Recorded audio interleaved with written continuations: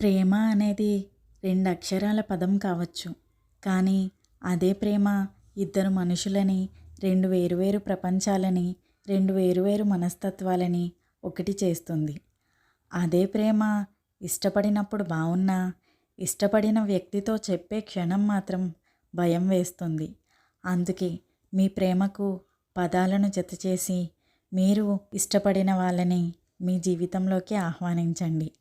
పదాలు అంటే మళ్ళీ భయపడతారేమో, అంత కష్టపడాల్సిన అవసరం లేదు. మీ అందమైన ప్రేమ కదా నాకు చెప్పండి. మీరు చెప్పాలి అనుకునే మీ ప్రేమకు పదాల మూటలు నేను అందిస్తాను.